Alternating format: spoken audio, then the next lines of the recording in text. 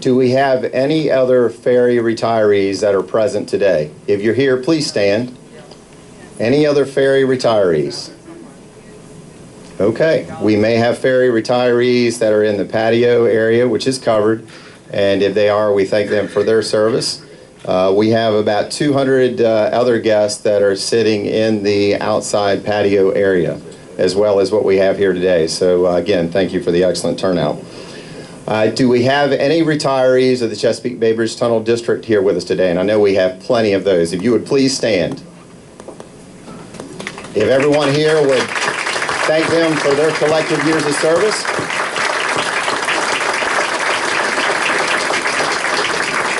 Needless to say, this entity would not be what it is without their collective years of service, and that we do not forget. So we thank each and every one of you for your years of service. It is certainly an honor for us to have Governor McAuliffe here with us today.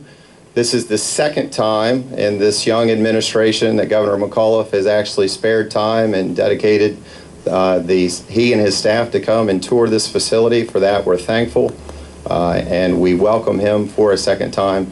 Thankfully as well, here to introduce him is Secretary of Transportation Aubrey Lane. I will give a more expanded bio when Aubrey gives a talk a little bit later. So Aubrey, thank you for being with us today.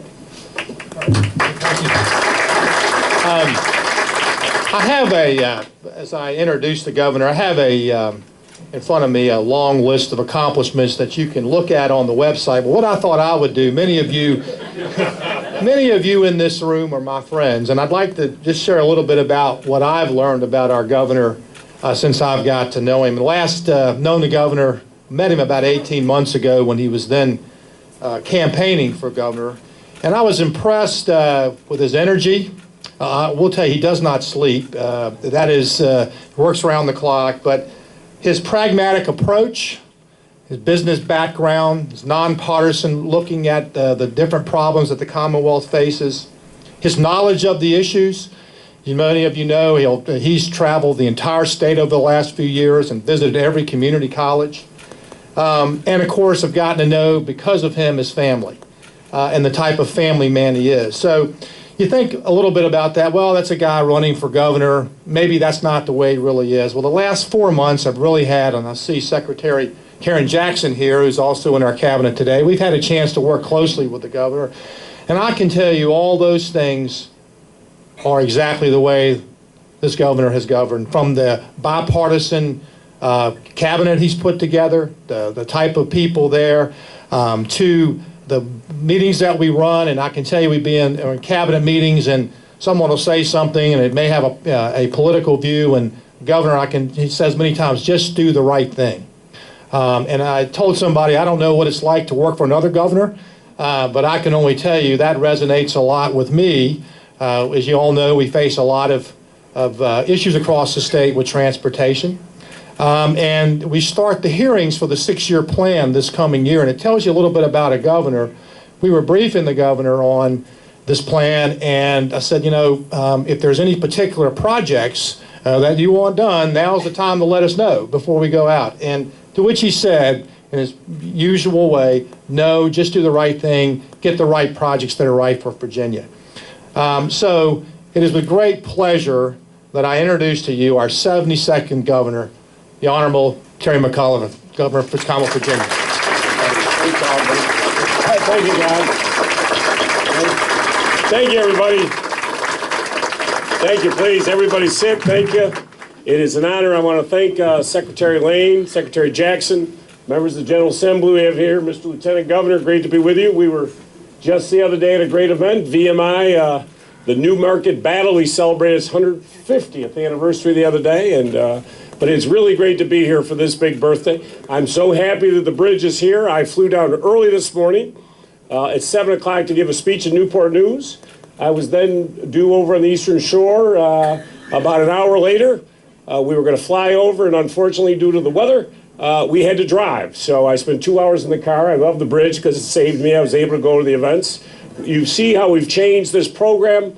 I have about 3 more events tonight in Richmond. I was to fly home. Well, guess what? We are now driving. So that's why I thank everybody for accommodating and moving it up so I can get and finish up the schedule that I have here today. It's an honor to be here today to celebrate the 50th anniversary celebration of the Chesapeake Bay Bridge Tunnel.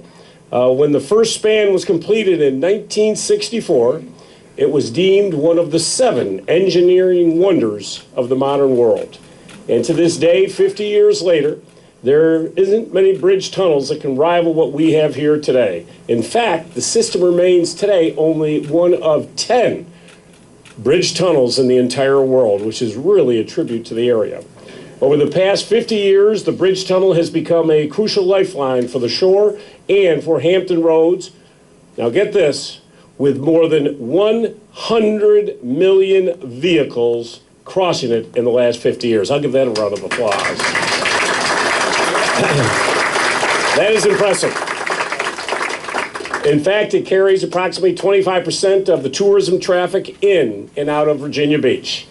These travelers drive over 23 miles of water, which is up to 100 feet deep in some places. They also drive across 4 man-made islands, as well as 2 miles of tunnel and over 2 miles of raised causeway. The CBBT is a great example of how the public and the private sectors can work together to get things done.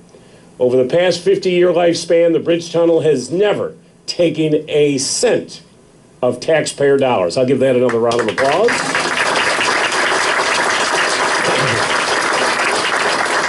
Did you hear that, Mr. Secretary? Yes, sir. Okay. Instead, its expenses are paid for by the people who use it. And the CBBT board has worked hard to keep the tolls as low as possible. And I want to thank all of them for all the outstanding work that they have all done on this.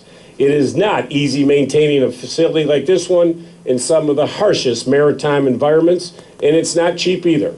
So I commend everybody who has worked on this magnificent project. And I continue asked to work to do new things because, as the Secretary will tell you, we have some big ideas for this region. Soon the gigantic Panamax ships will be coming through the Panama Canal. We at the port have got to make sure that we can handle these new gigantic Panamax ships. And the Bay Bridge Tunnel here, what we have here today, is going to be an integral part of how we link our transportation and commerce all across the United States of America. So we're going to have some creative ideas of what we need to do. But you know what? The folks who have worked on this for the last 50 years have never shied away from a challenge. We're going to have some big challenges over the next couple of years, and I know that the folks who have worked on it and will continue to work on it will once again meet this challenge to once again do what we do best in Virginia. We do it better than anyone else. I thank you for this opportunity to be with you, and happy birthday.